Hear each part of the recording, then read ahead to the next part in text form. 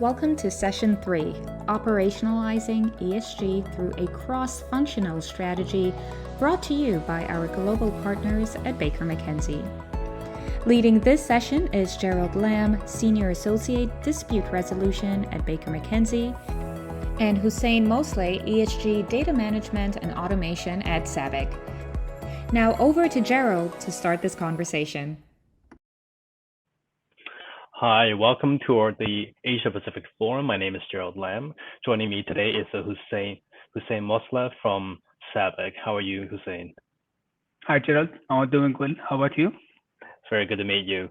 So today we're talking about operationalizing ESG through a cross-functional strategy initiatives. And we're talking about a lot of things when we think of ESG. And usually it's often executed in a one-off or siloed manner. If it's a compliance issue, if it's an environmental issue, it's hardly, conducive to running a business. So I'm very happy today to be joined by Hussein because he's right on the ground, getting knee-deep in these issues. So we can get right into it. So why don't you tell me about yourself, Hussein?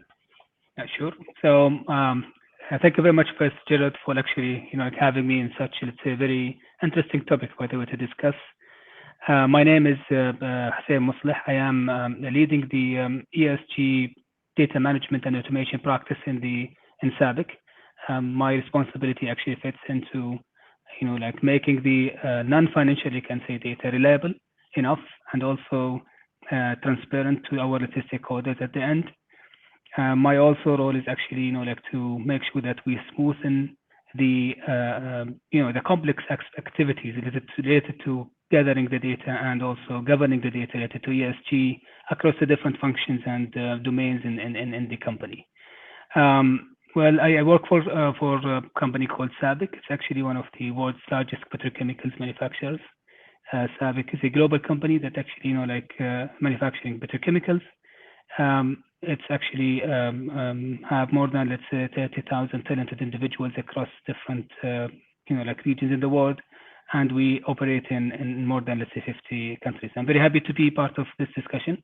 And I'm very actually willing to really, get to know more about the, let's say, questions that you have, Gerald, and share whatever, for example, we have to, enrich this discussion. Great.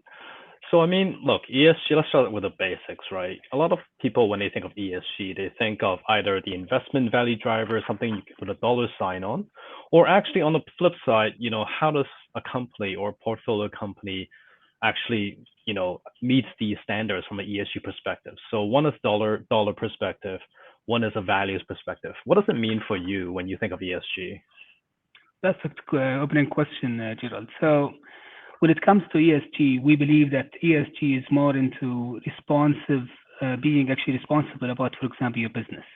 It's actually what do you, for example, commit towards the environment, to your, for example, community, you, for example, also, the diversity that you have, for example, here and there.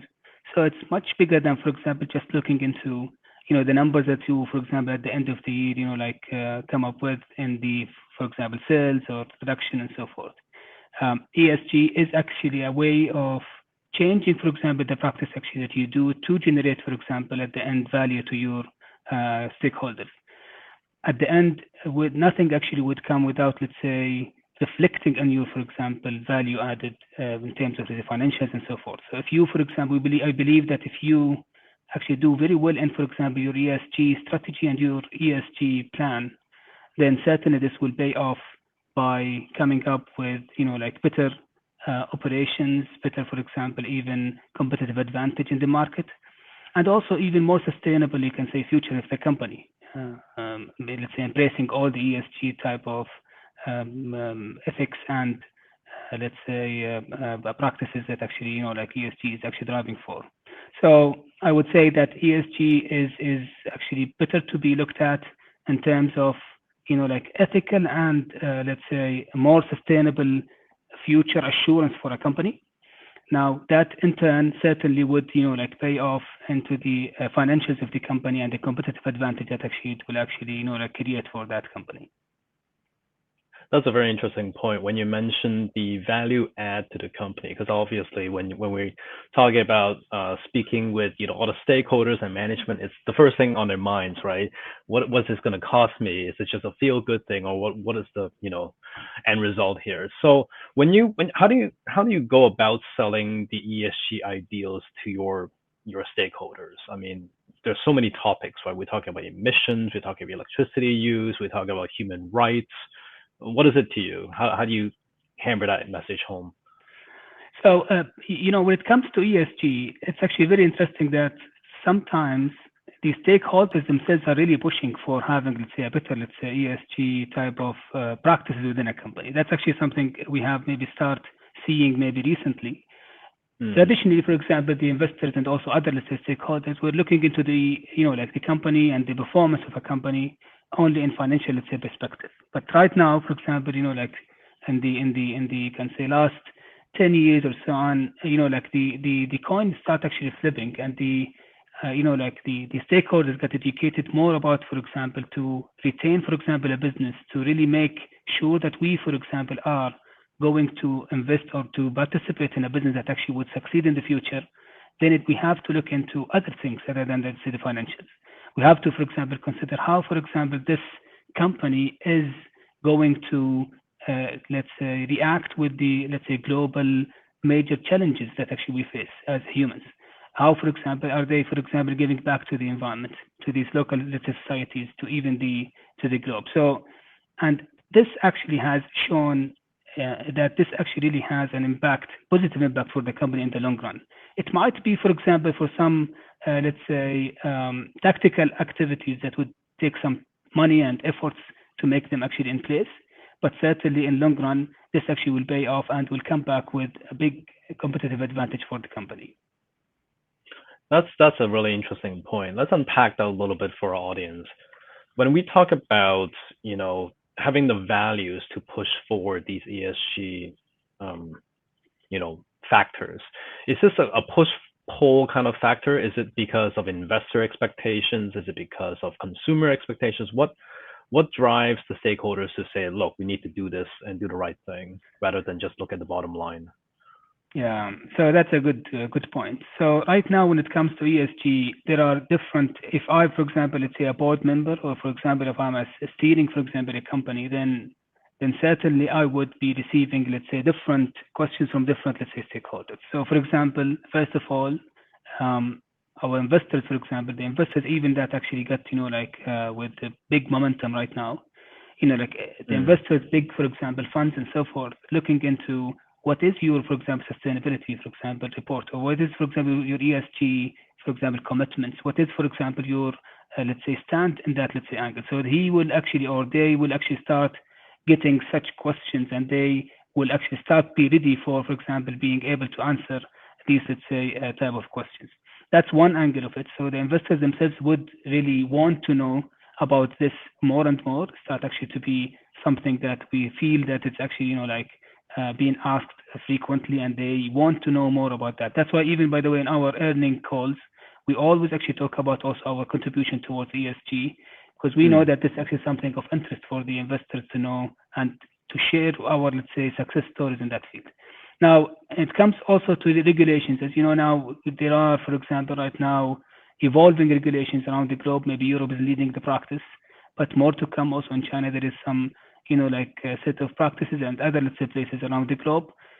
It is actually growing by time, and we believe this actually might reach a point where it actually will be something mandated for companies to be ready for. So, I mean, it's either that you, for example, wait until, for example, like that comes to be compulsory, and that's actually, we don't think that this actually is the best practice to do.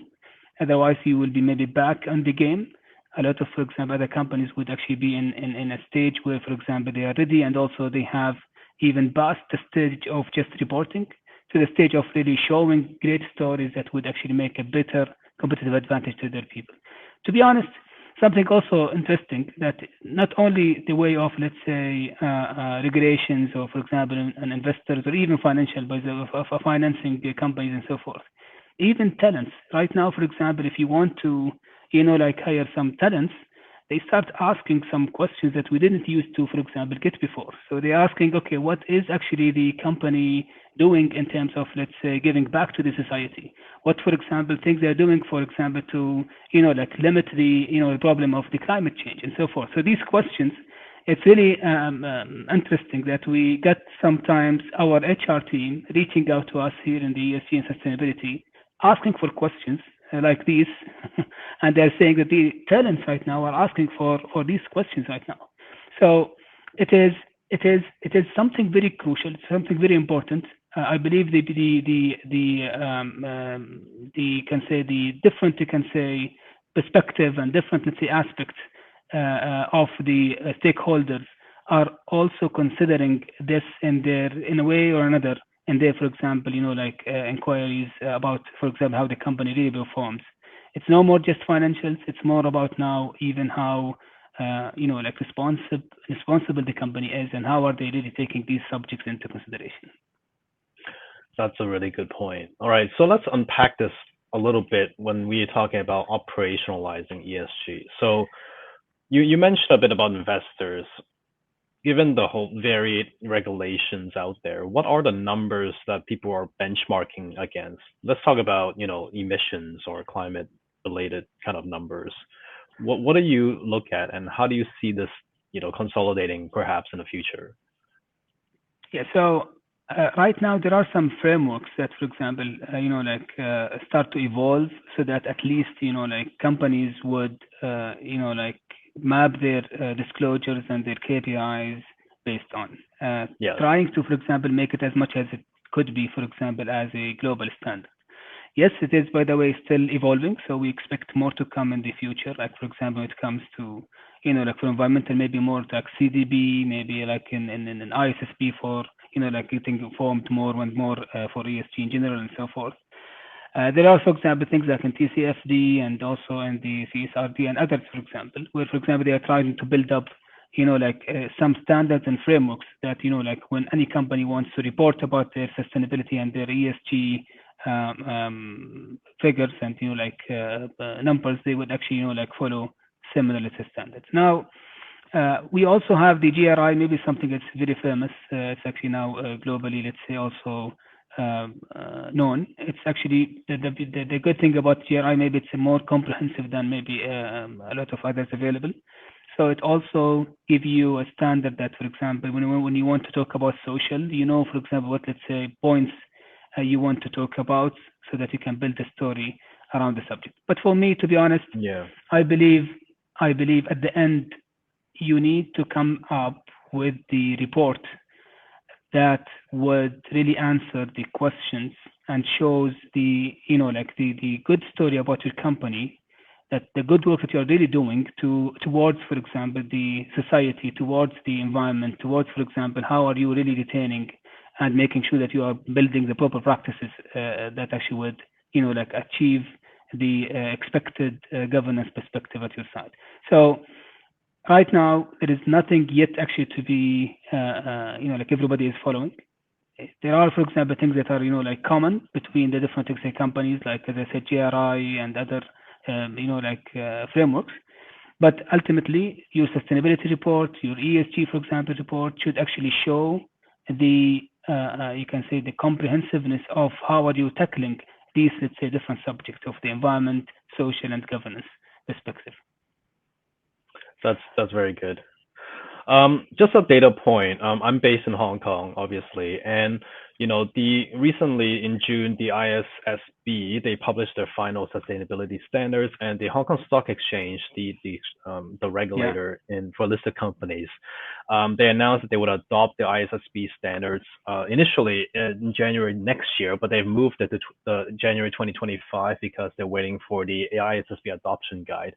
So hopefully there's some consolidation on the data, right? Because I think everyone's just very worried about how to measure kind of these things, and how do I grab my arms around these data, right? Because like anyone can write an ESG report, but like you want to have quality data and quality analysis. So I guess like from your perspective, when we're trying to corral all the different people that are involved in the ESG process at your company? How do you do that? I've heard of companies that have a center of excellence that brings cross-department people together to deliver kind of the ESG for the company. Can you talk a little bit about what your company has done in this space? Absolutely. So first of all, my company is actually really giving big, let's say, attention to the ESG and sustainability since long. We really believe in the company that, sustainability is one of, and ESG is one of the priorities that actually would drive for bigger success for the company, and also to satisfy also, our stakeholders, for example, expectations to drive the company to a better, let's say, future. Now, based on that, the company, for example, have, let's say, build up one dedicated, you can say, ESG office and sustainability department that actually, have big focus on the sustainability and ESG, let's say, topics, and finding, let's say, the proper value proposition and also strategy that actually would really take us from where we are to a better, let's say, place. So we do have, let's say, some dedicated teams that are only working on, let's say, defining the best strategy for our ESG and sustainability. They keep actually reviewing, the strategy from time to time to make sure that, with the evolving, let's say, mandates around the globe, we are also, making sure that these are already covered. Plus, what would distinguish, for example, us as a company in that field among, let's say, our, peers and also our, you can say, different industries around the globe. So we do have, let's say, that type of, let's say, dedication team who is actually building up the strategy around reporting strategy and also around ESG different, you can say, approaches to implement it in the company and target setting. Now, with that said, you are right. There are some other, you can say, a lot of, let's say, frameworks being developed from time to time, and we expect more to come as well. What we have, for example, started with, we believe that, for example, we can start with something that is very comprehensive, like, for example, GRI, that actually would at least, cover most of the aspects that we need to look into, and even be like a guideline for us in the different, let's say, topics around the ESG and, different sustainability topics. So we started, for example, from there, and then we're building up on top of that to even make sure that we cover all the, let's say, frameworks or the, other disclosures that would really, position the company in the best, place when it comes to ESG. And when I say to position it in the best place, doesn't mean that we have to come up always with good numbers. It's more about being very transparent with what we have, but also to make sure that we really tackle the things that our stakeholders would need to know about and so forth. And for that, we're really building, a big, let's say, strategy around really showing as much as we can details that really, clarifies what efforts we're doing and what, for example, approaches we're following to make sure that, we're considering this and giving it the proper, let's say, priority. Okay. So how did you go about mapping out the whole ESG strategy? I guess, one, how do you get the goal strategy made? And two, how do you communicate that to all the different functions in a company with, different goals? Perfect. That's a good question. So now what we do, we follow the, you can say, top-down, bottom-up approach in actually defining our, let's say, the ESG strategy and goals. We, for example, as I said, first understand our, let's say, executive type and stakeholders, you can say, position in terms of, let's say, how we need actually to, strategize our approaches around, the ESG domain. And then we also try to make sure that the bottom-up approach also considered to make sure that whatever, for example, aspiration we have is also something achievable and applicable based on our, let's say, day-to-day operations. So we make sure that, for example, whatever, for example, high-level, let's say, objectives is actually achievable, and how can this actually be achievable? Once actually this has been set and defined, then we actually, spread these, you can say, objectives and targets to each of the related, you can say, domains within the company. ESG is actually touching almost all the different, you can say, departments in the company. So what we actually try to really make sure that this actually is given the proper, attention. We are giving each one of these domains to the top level and then cascaded to their, let's say, sub-domains to make sure that they, for example, have a clear, let's say, KPI and a clear, for example, objective to achieve. One thing also to highlight here is something I think important while we discuss the, like the goals and, like how to achieve that in the company, is that especially when it comes to ESG and sustainability, it shouldn't be only just sharing the what is the objective, what you need, for example, to achieve. I don't think that this is enough to really achieve a great result. What you need also to share is the why and a bit about, let's say, the how. Reason is, like the ESG is buzzword. It's actually coming up, like in everywhere, here and there. Everybody is like there's big heat around the topic itself, trendy. But when it comes to detailing that, operationalizing that, like you need to be more specific a bit. And also you need to share the why. Why do I need really to care about, for example, having this, for example, emissions reduced by this amount, for example? Why do I need to do this? What actually impact I will get out of this? So our responsibility when we actually share the such, for example, let's say targets and goals, we make sure that we also share with them the value out of that, the why we are really doing this, how does this actually fit with the, let's say the big picture and the puzzle that we have, and at the end also give some bits of, let's say, the how and guidelines on, for example, what needs to be really followed to assess that you really can achieve that and can like produce what is expected out of this. So that's maybe something we have really, like try to always, like embed in our objective settings and also goals delivery to the team.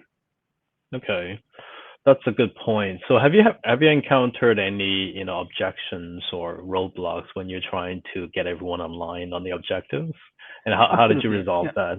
Yeah. I mean, you're in petrochemicals, right? There must be those that say, environmental goals are putting more roadblocks on us doing our work, right? Yeah, absolutely. That's a good point. Certainly, this is expected, and this has happened certainly several times. And when it happens not because, for example, the teams, for example, are against the idea, or for example, they are not into, for example, doing that. But actually, it comes either because of how realistic is that objective, how achievable is that actually can be done, that's why we are really also considering the bottom-up approach, which is very important. We really found out that this is actually something crucial for really making a proper, you can say, strategy and objectives. So what we do, for example, if you are asking, let's reduce the, let's say, emissions by this, let's say, percentage, then maybe the manufacturing team would come and say, well, to reduce it by this, let's say, amount, this would require certain technology that is yet in place, for example. And that is actually a very valid point. So that actually comes back with certain, let's say, discussions back and forth, just to make sure that this is actually what is really achievable, what's not achievable. And once it is done, once we came up with something that is really achievable and ambitious as well, then it actually can be, like fed to the strategy and move on accordingly. Another maybe aspect would be maybe we could actually maybe face that, some, like people would, or some departments would actually say, well, you know what, I should not disclose, for example, this information. Why do I need to, for example, disclose that specifically? And that is also, like, because, like the culture of being transparent, being, for example, like open to share, for example, your progress, your, for example, even numbers and so forth, is something need to be somehow within the company culture. You need to show, for example, the number, and you need to make, for example, like the story behind this number. Why, for example, this is happening like this, and what is expected that we will do to make this number better. That's by itself, even if the number does not show maybe very fancy at the beginning, but it gives the proper trust to the stakeholders that you are really working and you're doing something that actually to improve whatever, for example, the results that you have. So that's maybe some of these objectives that we face, some of the, let's say, objections that we face from time to time, but we usually, like try with the showing the value out of, for example, having this, addressed. How would this actually, like get back with a proper value to us and also to our stakeholders? They certainly would, like set of, let's say, dialogue back and forth, and then we can resolve these, let's say, objections to come back with something that is actually feasible. All right, so let's get down to the data, since you're the data management expert here. what are the specific metrics and measures that you're using in terms of, the ESG standards to meeting for different departments? I guess it's a very unfair question, but let's start with environmental, right? Climate disclosures. Are you making them up, or are you following GRI, or how do you make it so that it's not just box ticking exercise for you guys? So that's a good question. So what we do is that, for example, environmental, let's say, basis, our, let's say, disclosures first actually covers the GRI related, let's say, aspect. That's actually one thing that actually we make it as foundation. But we also add on top of that some custom, you can say, voluntarily type of disclosures that we believe are very important for our, let's say, stakeholders to know as well. So we usually, in any, for example, you can say, so when we set up, for example, our disclosures and data, you can say, points that we need to collect, we consider, like mandatory type of, let's say, data points, optional, you can say, type of voluntarily type of, let's say, disclosure. We need actually to also work it out. And also third thing is actually, like the distinguishing type of disclosures or data points that we need to also share with our stakeholders that they need actually to know about, so that, like they have the full picture around, like what we do in terms of, let's say, the E or SNG. So yes, we start with the GRI, the normal standards, the framework, so that we can, like also be somehow around whatever, for example, everybody is expecting, at least, or most of the people would be expecting to see. And then on top of that, we also add on top of that the things that we wanted to share that is not covered within the GRI. Great. What about the other aspects? Let's say the social or the governance. It's more of a qualitative kind of assessment, isn't it? Because you can't, well, to a certain extent you can, right? In terms of, board composition, you can say how many number of females or whatever ratio. But how do you quantify or assess your compliance from these angles? That's a very valid point, Gerald. Actually, as you mentioned, in environmental, it's set forward. So how many tons of emissions, how many, for example, kilowatts is spending from energy, whatever. That's a bit, easy to capture and to quantify. For social and governance, social, for example, we do have something to try to somehow monetize something about, let's say, monetization aspect of, for example, trying to monetize, for example, training. What does, for example, training means in, let's say, a monetization perspective? That actually shows that there is some investment happening around, for example, this, let's say, field. And also, it actually gets back the value out of it. So, okay, if I, for example, train, let's say, my team on, for example, ESG, what would be, for example, the value out of that, and so forth. Now, there are some set of, let's say, of these, let's say, figures that have, let's say, clear quantifying, let's say, targets and, disclosures. But for the others, we tried to, build at least the proper story around it. So, for example, it comes to be the corporate social responsibility, for example. Sometimes you can, let's say, highlight how much, for example, fund, for example, you have spared for example, for the social, you can say, activities or other, for example, community-related support and so forth. And also you need to mention with that the proper narrative that actually shows the full story. So, well, for example, we have, for example, participated in building, for example, a hospital that actually would serve the community in doing 1, 2, 3.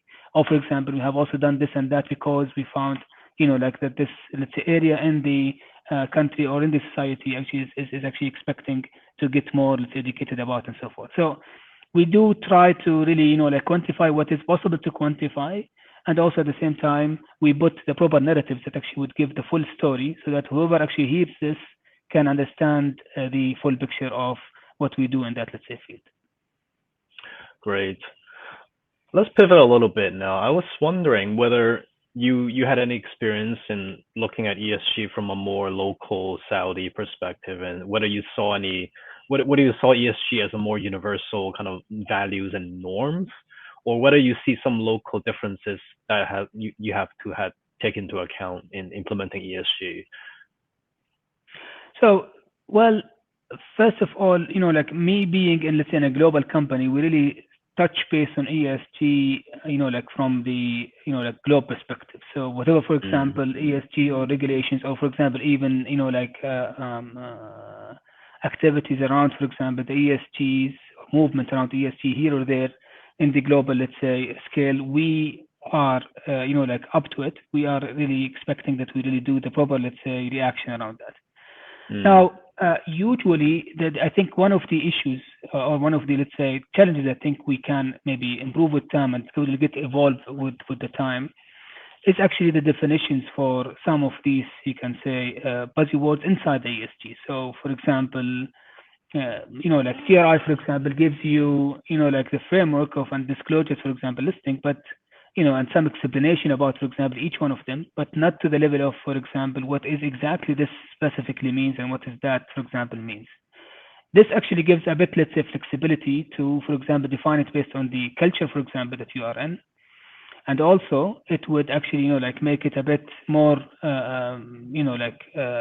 flexible to define it based on how, for example, like that culture is actually, like seeing that.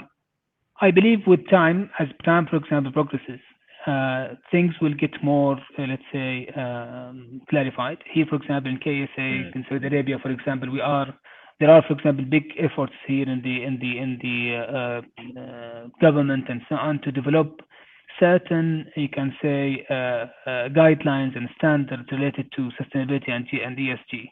Our, for example, like Gulf region, even market.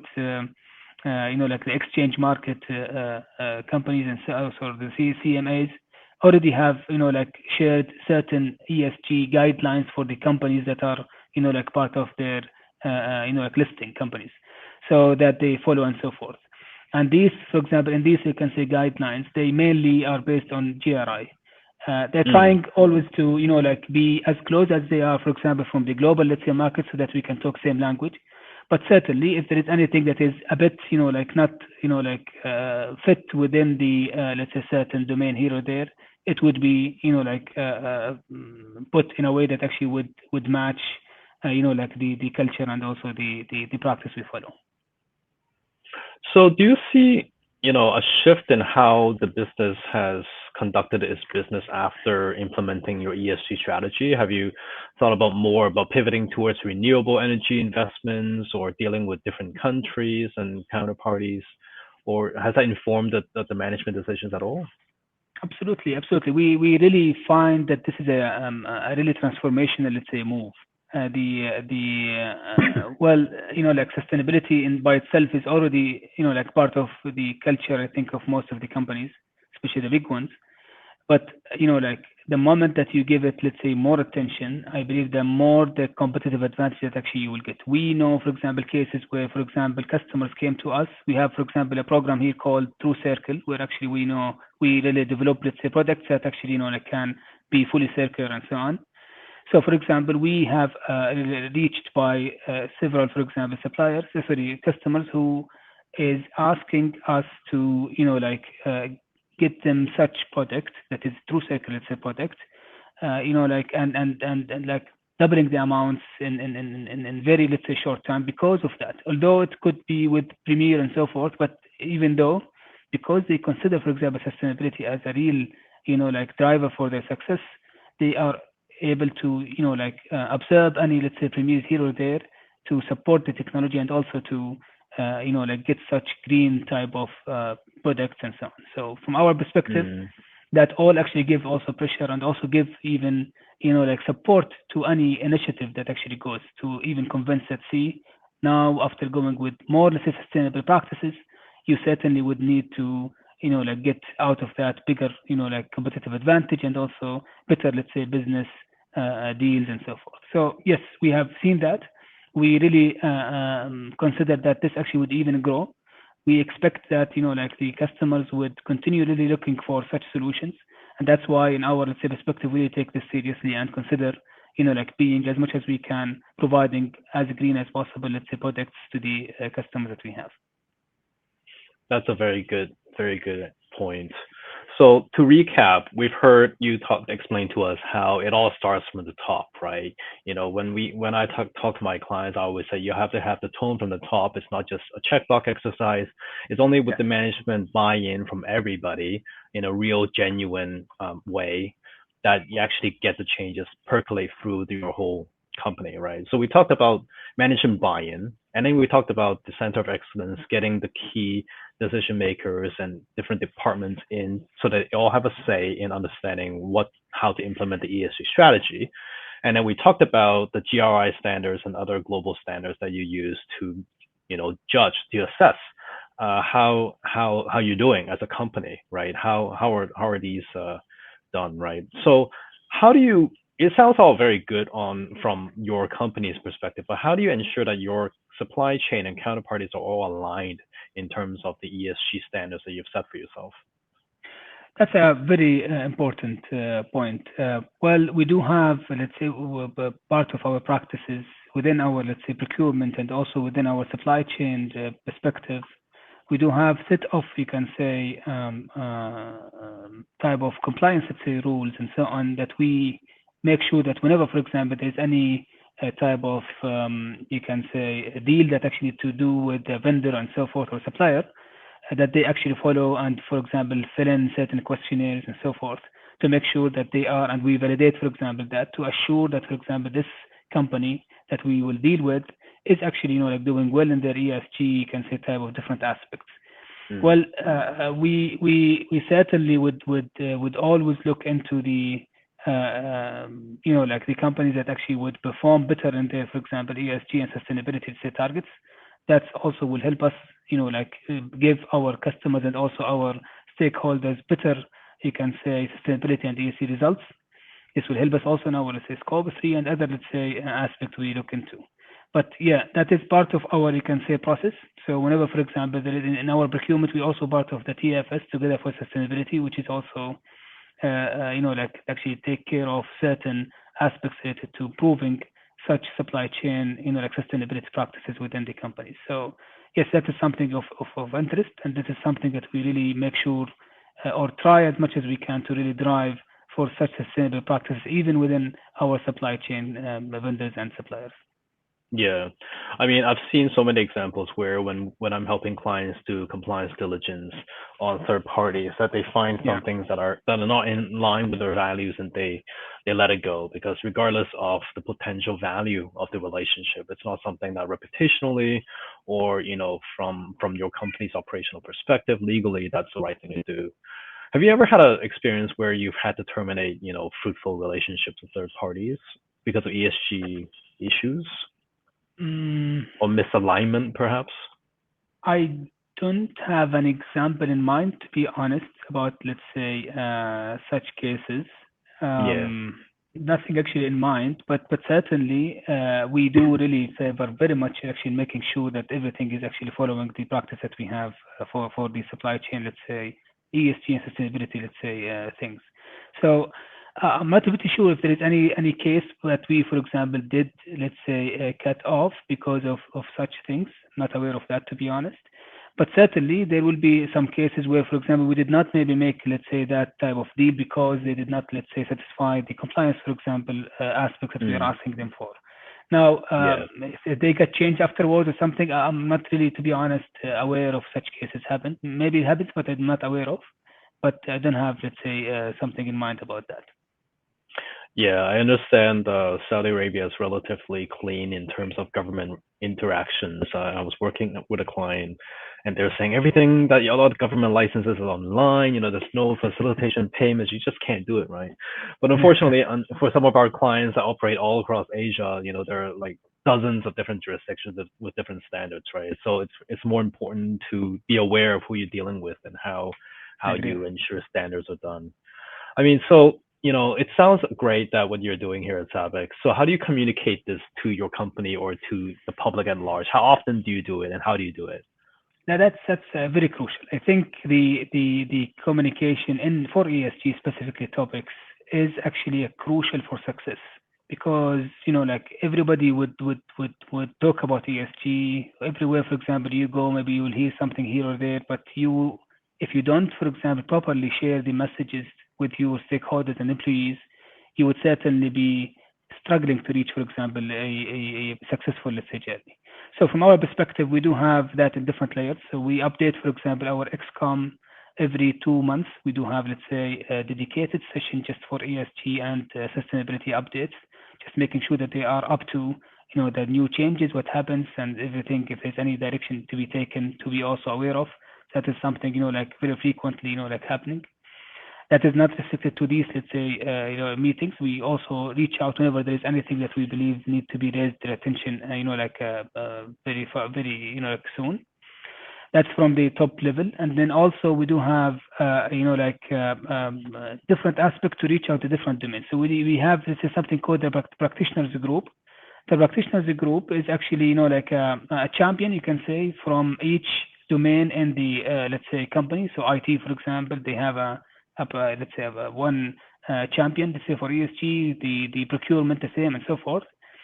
What they do is that we keep them informed, for the, let's say, different aspects of ESG in the company, how things is going, and they are getting educated more than, anybody else about the subject, so that they will be like the, you can say, ambassadors for the ESG in their, you can say, domain. So that will help even, being able to reach out to the proper, let's say, domain owners within their field.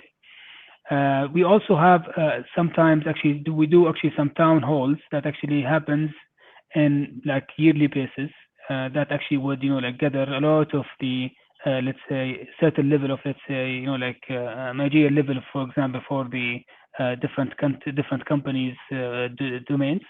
They attend and they will see, for example, what, let's say, high level, let's say, also progress happening here and there. The last point maybe I would also highlight here is that we do also have sometimes, intervention in leadership meetings for some of the critical, let's say, departments. So, each, the leadership, each department, for example, have maybe their own leadership meeting. We sometimes, for example, book certain hours, for example, time to come back as an ESG, for example, a sustainability domain, to share, for example, how things is happening around in the field, and also at the end, what, for example, things is also touching their domain, so that they understand, what is the full overview, and also what is for their domain that they can do to make this journey success.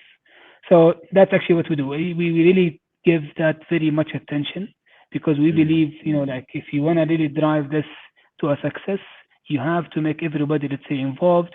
Everybody is aware of what you're doing, and they know the why, and they know the proper message from the proper, let's say, people. Otherwise, they would start hearing things about the ESG from outside, inside, that might not be accurate, and then it could harm your, journey towards success in this practice.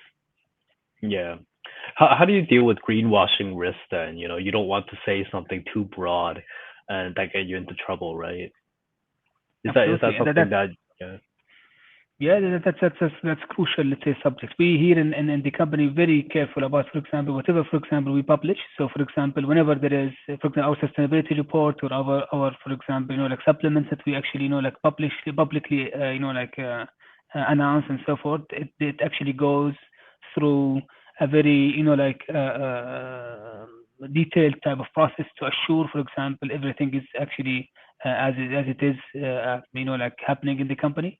We also have an insurance company that actually comes, third-party insurance company that actually comes, to assure the data that, for example, being, calculated. We also have, a lot of internal audit type of practices in the company that actually would, look after, all the practices and governance that we have to make sure that these are following the proper mechanism to get the correct data, reliable one, and from from the owner for the data, not just from anybody who is reading anything about the subject. So that's these practices we are really building up to make sure that this is actually happening in the proper manner.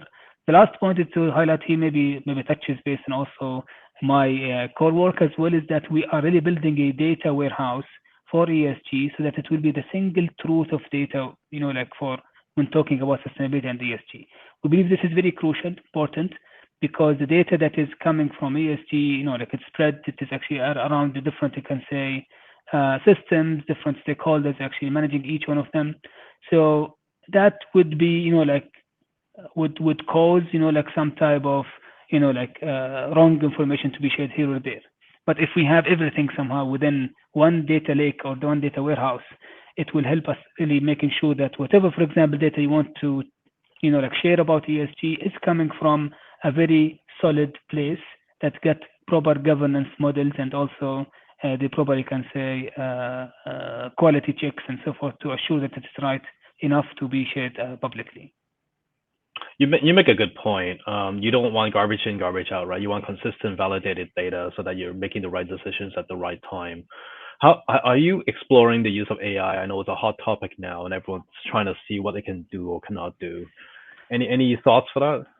Absolutely. This is actually very, very critical. So we actually look into it from different angles. First of all, we are really handling the like the different perspective to for AI for first actually quality checks. So the AI would help us drawing, let's say, the proper model to maybe verify whether this data point that got, let's say, captured makes sense or does not make sense.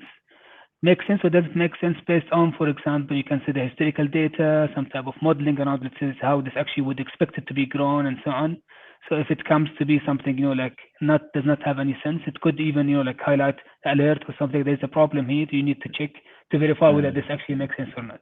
That's one use case. Other use cases we are trying now to, let's say, still we're building up, for example, certain, let's say, models around that, but we're also doing, the remote sensing practices. So trying to really, verify our data capturing of, let's say, carbon emissions or other, for example, data points by, for example, the remote sensing satellites, imaging and, using the AI to filter up, for example, this data to come up with something that at least would draw a pattern of, for example, how do you, for example, emit these emissions and so forth. So if you get this, let's say, data point from that, let's say, source of data, as well as, for example, your, let's say, collected data points from systems and so forth, it will also help you in validating these information to make sure that these make sense or not.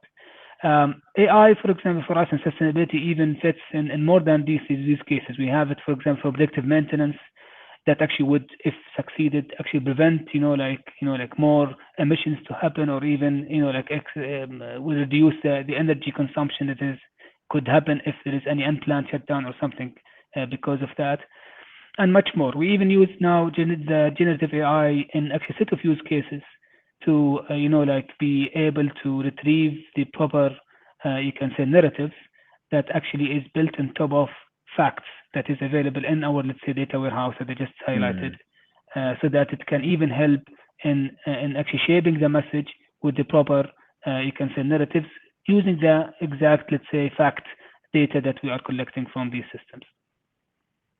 That's a very good point, and that's a very good use case for AI. But it's important to point out to our listeners that basically AI is just a tool, but it's not the be-all and end-all, of course. One of the things that I found in helping companies in the compliance space is really, aside from the training of communications of employees and third parties, it's also important to have oversight. So periodic monitoring, auditing, and response is really, really key to make sure that your compliance systems works. What I would like to do now is to end here, but with to introduce a little facts from the ethics and compliance survey that we've done, and in the terms of the questions that we've asked a number of in-house counsels and top management, how does your company identify impact issues, risks, opportunities, or programs and initiatives that it should address from an ESG perspective? A lot of them, the majority of them said, 83% said they identify it through a formal process, 30% says rely on regulations. The others are not listed or without materiality process. And another question was, what is the highest role responsible for environmental impact initiatives and programs at your organization? The majority, 78%, says senior executive vice president or functional head. 12% says a dedicated officer level employee, e.g. ESG officer, and the others or director or managers. So with that, I'm going to leave Hussein now with two, maybe difficult questions. For a company who's starting out, how do you start an ESG program, and who should be involved? Which functions? Very perfect. Very great question. So I would say if I would actually advise a board, for example, of let's say a new company or executives that actually want to launch their, for example, ESG, then I would actually put two things. One of them is actually to drive for holistic ESG sustainability integrations within the company. It's like, for example, you need to put in consideration when you start, for example, your ESG program, that this would be part of the culture and DNA of the company. It's not just, you know, like a checkbox that you want, for example, to say, well, I have, let's say, you know, like reply to this, for example, request from this, let's say, you know, like agency or whatever. It's about a culture. So you need to build that culture so that maybe anybody, for example, who wants to purchase, let's say, a product, or for example, to purchase, for example, a machine in the manufacturing side, they will also consider how harmful is this for the let's say environment? Which one of these, let's say, products actually reduces the harm to the environment? So that type of culture that you need to always think of, how would you embed, you know, like the sustainability and the ESG part of your culture and holistic integration. The second actually advice I would actually, you know, like would advise in here is that to drive for a transparent and comprehensive ESG reporting as much as you can. It is actually sharing these numbers would always, you know, like build trust in your, for example, stakeholders. They will understand that you are really, you know, like taking consideration different aspects. You are on top of these, you can say, important points that everybody is looking after.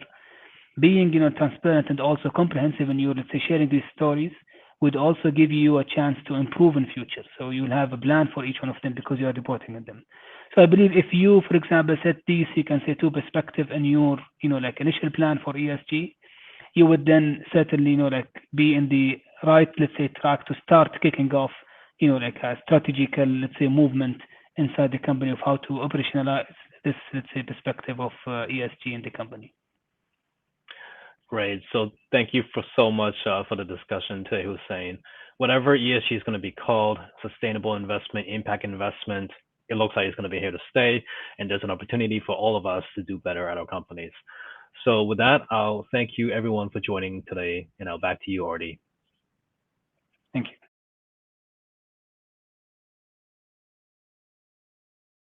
Thank you very much for joining us. We are very excited to bring you this conversation at the annual Asia Pacific Ethics and Compliance Forum concerning why Asian-based companies and private equity funds should be concerned about ESG-related regulations, not just in Asia, but around the world.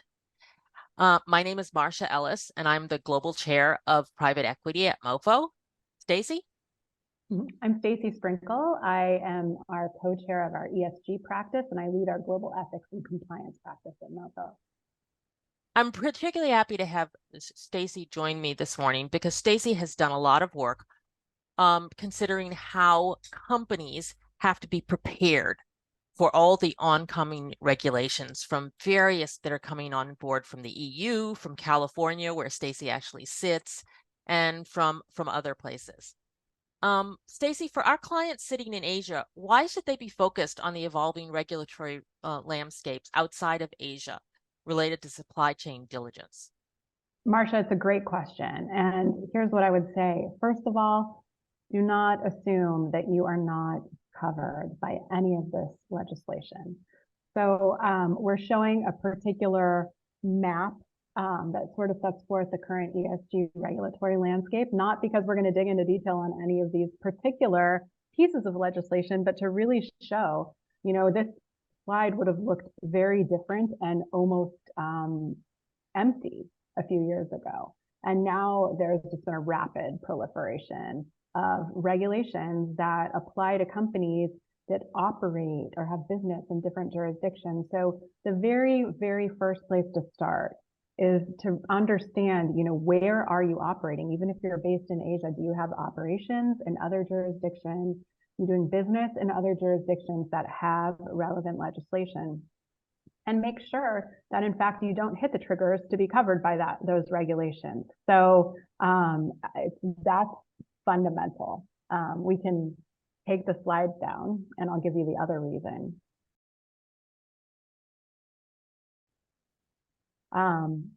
But second, even if you're not covered by any of this legislation, it's almost certainly the case that your counterparties are. You are almost certainly the case. You're almost certainly the part of the supply chain or the value chain of companies that are covered by this legislation. And this legislation requires them to be mapping out plans, conducting diligence, and being able to make disclosures in certain representations about what's happening in their supply and value chain. And if you are a part of that supply and value chain, then you need to understand what they're going to be expecting of you so that you're able to meet those expectations. Because the last thing that you want is to not be a viable third party, viable supplier or vendor or otherwise for various companies because you can't meet their expectations as it relates to environmental, human rights, sustainability. So understanding the framework where global companies are headed and what your counterparties are required to do is really essential in order to remain competitive in today's environment. Now, Stacey, you talk about supply chain or value chain, and I just, could you just explain what's the difference? What is the meaning here? What is the intent? Yeah, well, so supply chain is really sort of the different components that go into bringing a product to market. Value chain, which is what's being used in a lot of the legislation, is really intended to capture a broader group of third-party interactions. So legislators regulators are thinking about everything from when the idea is generated to how the product is ultimately used, including how it's disposed. So when you think about your value chain, you're just thinking about your third parties much more broadly, because it's not just, who was the supplier of this raw material. It's what are all of the different parties that I'm interacting with in order to bring a product to market, and what are their emissions or what are their labor practices, for example. So it's value chain is considerably more expansive and considerably more expansive by design. Now, could you talk a little bit more about the S side of ESG and how it fits into this? There's a lot of focus, obviously, on the environmental, the E side, but we also see that a lot of these are focused on the S side, and that can cause trouble in some Asian jurisdictions. Right. Well, so the focus on E makes sense, right? Because you see various regulations that are addressing and including scope 3 emissions. So in other words, the emissions of your supply chain, your value chain.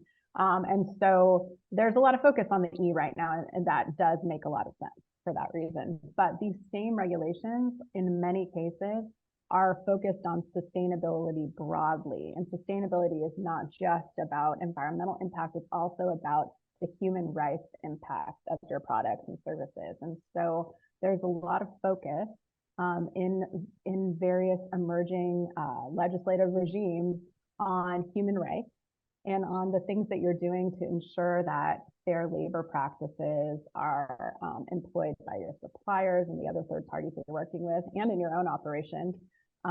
That there's no forced labor, there's no modern slavery, there's no child labor. In other words, are your practices throughout your supply and value chain fair and and not having a negative impact on the human rights of the people that are involved? So, I mean, as you've explained, the requirements, and also given that they can apply all the way through the value chain, this is all quite expansive, and it can be quite daunting for companies, especially for small and mid-sized companies. How should a company go about thinking about addressing these requirements? What should they do? Okay, well, let's start first with companies that already have in place certain programs to mitigate third-party risk. And what I would say to those companies is that this could be viewed as an opportunity. I think what's happened over the last decade and a half is that big companies have many different departments that are looking at third-party risk in different ways and often very siloed ways. So you may have a procurement team that's looking at quality and safety, and now maybe they're tasked with human rights. You have a compliance team that's looking at money laundering compliance and anti-corruption compliance. You have an InfoSec team that's looking at cyber and information security. You have another team over here that's looking at now climate. You have trade control teams that are looking at export and controls and sanctions. Over time, this has become particularly burdensome, not just for the companies, but for the third parties that you're seeking to engage. And so what I see a lot of companies do at this particular point in time is really taking a step back and saying, are we thinking about our third-party risks sufficiently holistically, especially now that there are always added requirements in terms of what we need to understand about our third parties? So it can be an opportunity, it can be daunting, but it can be an opportunity to take a step back and really say, can we handle our third-party risks in a more efficient way? Can we take a look at our third parties and figure out, do we need all of these third parties? There's a lot of opportunities here, but undoubtedly it is, adding additional requirements on vendors that companies are seeking to apply. Now, that's assuming a certain size company with a certain amount of resources, right? There are smaller companies, plenty that we are familiar with, that really haven't been focused on third-party risk, may not even have a lot of third-party risk. But now, because of these, various new regulations, are either going to be required to make certain disclosures or undertake certain diligence, or are going to be required to make representations to their counterparties about what they're doing with regard to their own labor practices and emissions. So, the right place to start is really to just understand what kind of third parties are you using and where is your risk really? And if you're going to start somewhere, start with the third parties that actually present the most significant amount of risk to you, whether it's in human rights or corruption-related risk or sanctions. Really hone in and develop a program that's appropriately risk-based, focusing on the parties that present the most risk to you. So that's where I would start. There are some other, fairly basic, but very significant protective things that companies can do. For example, make sure that your agreements with third parties have good compliance reps, including around, human rights and forced labor practices and, emissions, or make clear up front what your expectations are of your third parties from a compliance perspective, what kind of data you may need from them in order to fulfill your own obligations and complete your own reports and things. There's an opportunity here to really help educate our third parties about what our expectations are and what we need from them. So that's another place to start. And another idea is, supplier code of conduct, for example. Like, this is not a particularly heavy lift to put in place, but having a set code of conduct that you expect your suppliers to comply with can be a really helpful thing to do from a tone setting perspective and from a narrative perspective, just in terms of demonstrating that, like, this is important to you. You take these issues seriously and you have certain expectations of the parties that are working with you. Yeah, one thing we've seen, because since I deal with private equity funds a lot, is that sometimes private equity funds are able to help these small and mid-sized companies that are their portfolio companies to help to advise them and help them put in place basic policies, et cetera, which they would not necessarily have the wherewithal to do on their own because of their size. So it can be a real benefit to private equity owned companies that they are in this competitive landscape where you're going to have ESG policies in order to win business. In some cases, it can be incredibly important for them that those private equity funds are helping them get a leg up in that respect. It's a really important point, and it's a really good idea. I mean, I've prepared numerous playbooks and guidebooks and things like that investors will use, the private equity funds will use with their portfolio companies to say, like, this is what matters to us. This is when we expect you to check in with us if you have this kind of change that impacts your risk. Here's some template policies. Here are the different things that we'd like you to do at different stages of your development to make sure that compliance is kind of built in from the outset and top of mind. It's a lot harder to come in later and try to imprint sort of a compliance culture onto a company. So I fully agree with you. I think there are real opportunities, and it can be a huge value add and competitive advantage for your portfolio companies. Now, we focused a fair amount on third-party risk. What are some other key considerations for companies thinking about ESG? So maybe first and foremost is making sure that you have your own house in order from an ESG perspective, and particularly around your own kind of human rights and labor practices. I think there's so much focus right now on supply chain and what are your suppliers doing, but like what's happening in your own plants and at your own operations, and are you able to make the representations that you will need to be making to your counterparties about your own practices? So sort of getting your own house in order from, human rights, anti-bribery compliance, making sure that you've really addressed your own internal risks is a significant area of focus.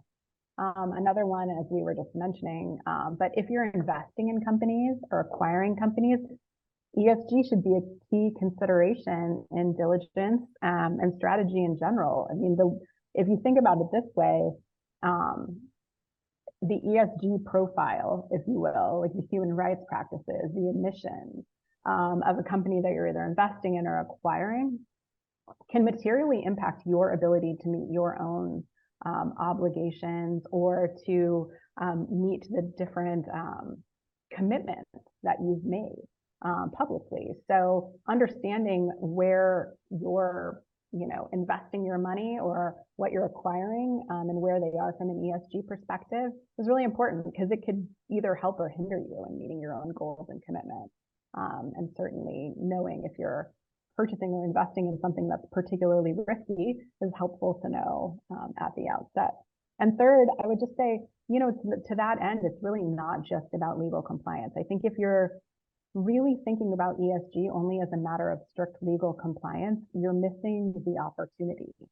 ESG, in my opinion, is a way that you can affirmatively tell the story that you want to tell about the value that you bring as a company. And, I often see